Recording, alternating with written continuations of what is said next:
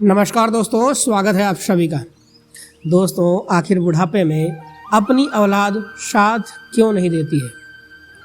इसके लिए आज मैं आप सभी को एक गिद्ध की कहानी बताने वाला हूँ। आज का वीडियो बिना स्किप किए सभी को देखना चाहिए, क्योंकि बुढ़ापा तो एक दिन सभी पर आएगा। दोस्तों, कुछ नया सीखना चाहते हैं तो हमारे इस चैनल को सब्सक्राइब ज़रूर कर लीजिएगा। आइए जानते हैं। जो आज बालक हैं वो कल युवा बनेंगे, परसों जवान होंगे और फिर आगे बुढ़ापा स्वीकार करना ही पड़ेगा। चाहे कुछ भी कर लो, इसमें किसी की भी नहीं चलती है। दोस्तों, ऐसा नहीं है कि कोई व्यक्ति अधिक धनवान है तो वो कुछ रिश्वत दे देगा तो बुढ़ापा उस पर असर नहीं करेगा। ऐसा नहीं है कि कोई बहुत बड़ा बहादुर व्यक्ति है, लोग उससे डरते हैं तो बुढ़ापा भी उसके डर से उसके पास नहीं आएगा। चाहे कोई ज्ञानी हो, धनी हो, बली हो, सबके सारे हुनर धरे के धरे रह जाएंगे जब बुढ़ापा आपके ऊपर आएगा। इसलिए यह जानकारी सबको ध्यान से सुननी चाहिए। इस वीडियो से आपको पता चलेगा कि औलाद बुढ़ापे में साथ क्यों छोड़ जाती है।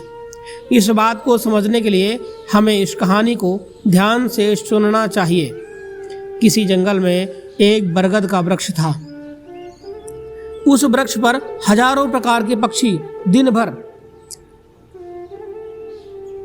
बैठते थे, या यूं कहिए पूरे जंगल के पक्षी उस वट वृक्ष पर विश्राम करने के लिए जाते थे। कुछ पक्षियों का वह स्थायी निवास स्थल था।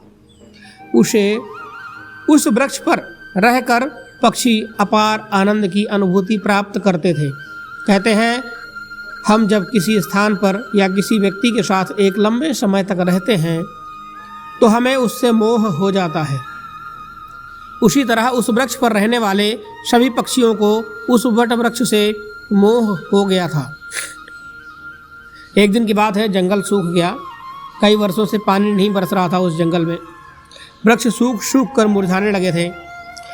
वट वृक्ष भी पानी न बरसने के कारण सूखने लगा था।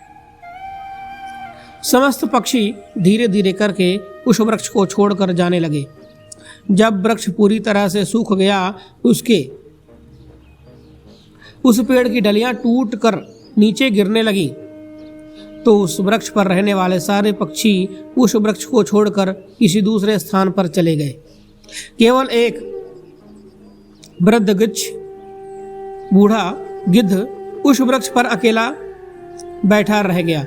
उसने देखा कि वृक्ष पर रहने वाले सारे पक्षी एक एक करके वहां से जा चुके हैं। कुछ पक्षियों ने उस बूढ़े गिद्ध से भी चलने को कहा, परंतु गिद्ध ने जाने से मना कर दिया। बूढ़े गिद्ध ने सोचा कि मेरा जन्म इसी पेड़ पर हुआ है, इसी वृक्ष पर मैं खेल कूद कर बड़ा हुआ हूँ। मेरे जीवन के सारे सुख दुख मुझे इसी वट वृक्ष ने दिए हैं। आज जब इसके ऊपर विपत्ति है तो मैं इसे इस विपत्ति में छोड़कर अकेला कैसे चला जाऊं? इस वृक्ष ने मुझे पाल पोस कर बड़ा किया है, दुख सुख में मेरा साथ दिया है। मैं इस वृक्ष का साथ कैसे छोड़ दूं? मैं इस वृक्ष को छोड़कर नहीं जाऊंगा। वो लोग बड़े खुदगर्ज होते हैं जो अपने माँ बाप को बुढ़ापे में छोड़कर चले जाते हैं या प्रदेश में रहकर सुखपूर्वक जीवन यापन करते हैं और घर पर अपने वृद्धजनों को भूल जाते हैं। ऐसी संतान के लिए धिक्कार है जो अपने माँ बाप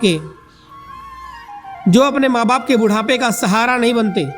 सोचो, जब तुम छोटे थे तब तुम्हारे माँ बाप ने तुम्हारा साथ छोड़ दिया था क्या? जब तुम बीमार हुए थे तब भी तुम्हें छोड़कर कहीं चले गए थे क्या?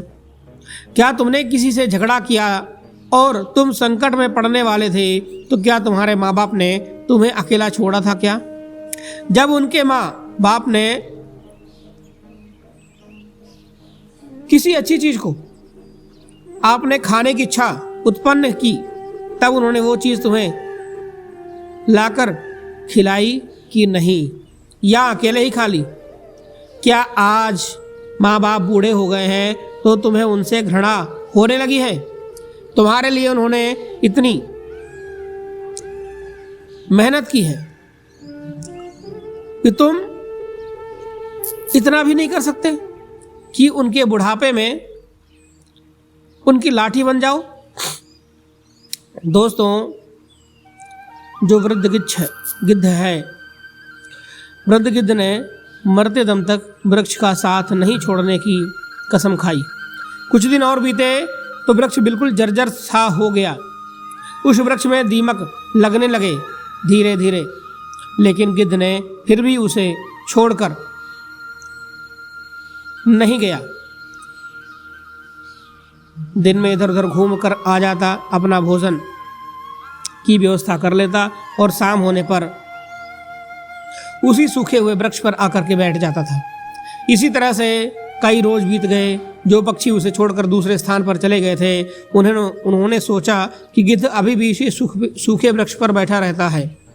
क्यों ना हम सब मिल करके उनके पास चलें और उन्हें समझा बुझा करके अपने पास बुला लाएं। यही सोचकर कुछ पक्षी गिद्ध के पास गए। उन्होंने अपने साथ चलने का आग्रह किया। कहने लगे, गिद्ध काका, तुम कहाँ इस सूखे हुए वृक्ष पर बैठे रहते हो? इस वृक्ष का जीवन खत्म हो चुका है।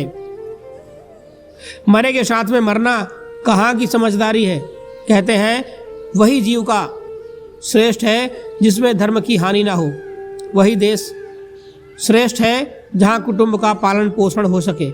यह वृक्ष बिल्कुल जर्जर हो गया है। दीमक इसे रात दिन खाए जा रही है। किसी दिन हवा के तेज झोंके के साथ यह गिर जाएगा। फिर तुम कहाँ जाओगे? विद्वान लोग कहते हैं, शत्रु, कर्ज, अग्नि, बीमारी, इन चारों को समय रहते दबा देना चाहिए।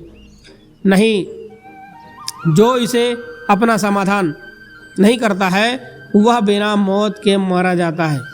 ठीक इसी प्रकार तुम्हें भी इस वृक्ष को छोड़ करके किसी और स्थान पर अपना निवास बना लेना चाहिए। दोस्तों, समस्त पक्षियों के समझाने पर भी गिद्ध उस वृक्ष को छोड़ने के लिए तैयार नहीं हुआ। कहने लगा, भाइयों, ये वृक्ष मेरे माँ बाप के समान है। मेरे माता पिता मुझे जन्म देकर इसी वृक्ष पर छोड़कर चले गए थे। उनके जाने के बाद मैं इसी वृक्ष पर खेल कर कूद कर पला बड़ा हुआ हूँ।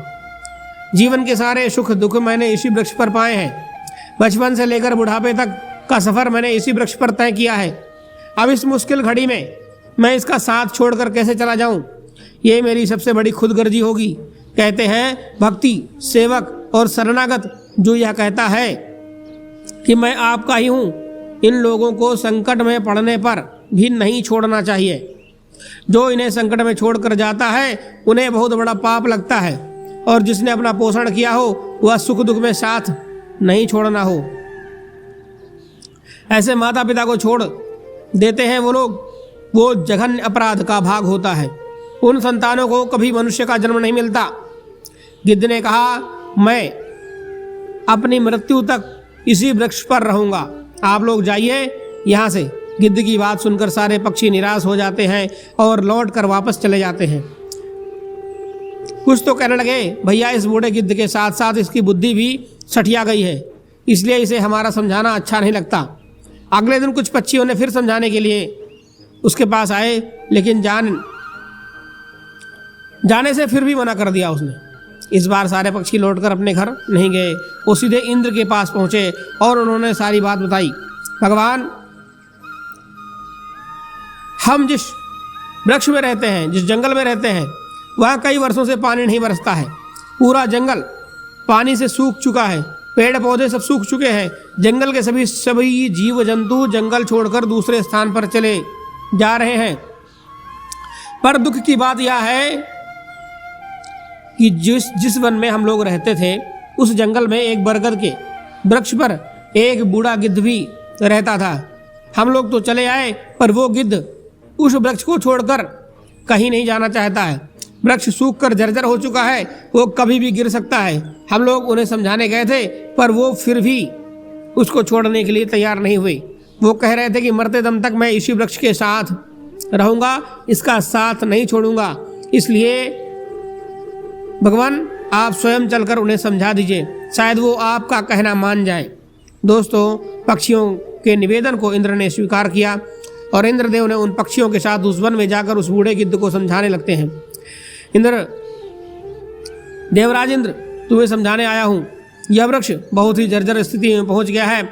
इसकी डालियाँ सूख चुकी हैं, इस पर छाया के लिए एक भी सूखा पत्ता नहीं बचा है, और आप भी बहुत बूढ़े हो चुके हो, किसी दिन ये वृक्ष गिर गया तो आपकी मृत्यु हो जाएगी, इसलिए इस वृक्ष को छोड़कर किसी सुरक्षित स्थान पर चले जाओ। दोस्तों, इंद्र की बात सुनकर बूढ़ा गिद्ध कहने लगा, भगवान एक बात बताओ, जब मेरा जन्म हुआ था तो मेरे माता पिता ने मुझे इसी वृक्ष पर छोड़कर स्वर्ग सिधार गए थे। जब मैं छोटा था तो मुझे इसी वृक्ष ने पाल पोस कर बड़ा किया है, इसी पर खेल कूदा हूँ मैं, इसी पर रहकर सारे सुख उठाया हूँ, इसी वृक्ष पर रहते रहते मैं बूढ़ा हो गया हूँ, मेरा पूरा जीवन इसी वृक्ष की छाँव में बीता है। आज जब इस वृक्ष पर विपत्ति आ गई तो मैं इसे छोड़कर कैसे चला जाऊं?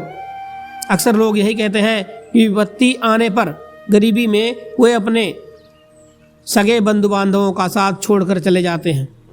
मैं उन मतलबी लोगों की तरह नहीं हूँ। मैं मरते दम तक, आखिरी सांस तक अपने माता पिता के तुल्य इस वृक्ष का साथ निभाऊंगा। गिद्ध का एहसास, अद्भुत प्रेम देखकर इंद्र बहुत खुश हो जाते हैं और कहते हैं, गिद्ध, मैं तुम्हें वरदान देना चाहता हूँ, बताओ तुम्हें क्या चाहिए। तब गिद्ध कहता है, भगवान यदि देना ही चाहते हैं, मुझे वरदान नहीं चाहिए, इस बरगद को वरदान दे दीजिए ताकि ये हरा भरा हो जाए, इसकी आयु बढ़ जाए। वैसे भी मैं बूढ़ा हो चुका हूँ, थोड़े दिन, बहुत दिन का मेरा जीवन शेष नहीं बचा है। मेरे बाद इस वृक्ष की छाया में हजारों पक्षी सुखी रहेंगे, सबका भला होगा तो मुझे भी खुशी होगी। गिद्ध की बात सुनकर इंद्र ने उस वृक्ष को फिर से हरा भरा बना दिया, पूरे जंगल में पानी बरसा दिया, सारे जंगल के वृक्ष फिर से हरे भरे हो गए, चारों तरफ हरियाली छा गई।